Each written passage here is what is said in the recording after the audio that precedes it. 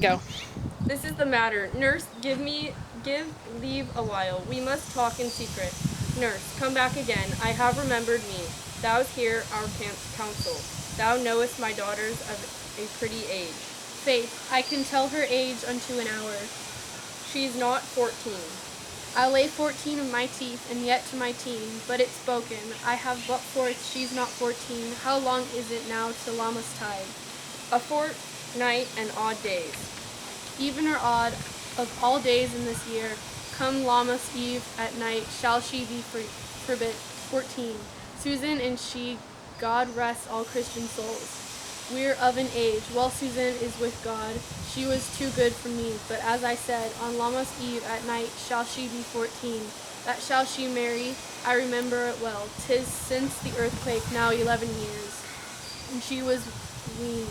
I never shall forget it, of all the days of the year, upon the day, for I had then laid wormwood to my dove, sitting in the sun under the dove house wall. My lord and you were at the Montournay. I do bear a brain, but as I said, when it did taste the woodworm on the nipple of my dug and felt it bitter, pretty fool. To see it tetchy and fall out with the dug, shake, quoth the dove house, 'twas no need, I trow, to bid the trudge, and since that time it's 11 years, for then she could stand high, lone, nay, by rude, and could have run and waddled all about. For even the day before she broke her bowl, and then my husband, and be with his soul, was a merry man, took up the child, quoth he, dost thou fall upon my face? Thou wilt fall back, when thou hast more wit. Wilt thou not drool? And by my haildam, the pretty wretch left crying and said, to see how now a jest shall come about, I warrant, and I should live 1,000 years, I never should forget it. Wilt thou not jewel? Quoth the and pretty fool is stinned, and said I. Enough of this, I pray thee, hold thy peace. Yes, madam, yet I cannot choose but laugh, to think it should leave crying and say I.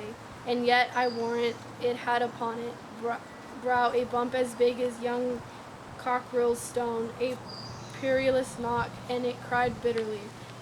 Yea, quoth my husband, fallest upon thy face. Thou wilt fall backwards when thou comest to age. Will thou not jewel? It stained, and said I. And stint thou too, I pray thee, nurse, say I. Peace I have done. God mark thee to his grace. Thou wast the prettiest babe that e'er I nursed, and I might live to see thee married once. I have my wish. Marry that Mary is the very theme I came to talk of. Tell me, daughter Juliet, how stands your disposition to be married? It is an honor that I dream not of. An honor, we're not I thine only nurse. I would say thou hadst sucked wisdom from thy teeth. Well, think of marriage now. Younger than you, here in Verona, ladies of esteem are made already mothers. By my count, I was your mother much upon these years, that you are now a maid. Thus, then, in brief, the valiant Paris seeks you for this love.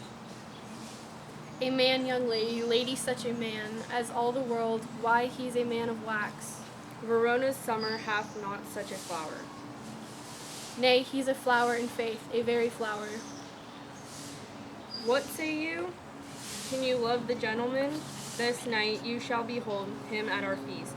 Read o'er the volume of young Paris's face, and find delight writ there with beauty's pen. Examine every married lineament, and see how one another's lens contend, and what obscure in the fair volume lies, find written in the margin of his eyes. This precious book of love, this unbound lover, to beautify him only lacks a cover. The fish lives in the sea, and 'tis much pride, for fair without the fair within to hide. That book in many's eyes doth share the glory, that in gold clasped locks in the golden story. So shall you share all that he doth possesses, by having him, making yourself no less. No less, nay bigger, women grow by men. speak briefly. Can you like of Paris's love? I'll look to like, if looking likely move, but no more deep will I endart mine eye, then your consent gives strengthen to make it fly. Wait, how do you pause it? hit a button. Emily! Record button. I don't even know. Here, you press that.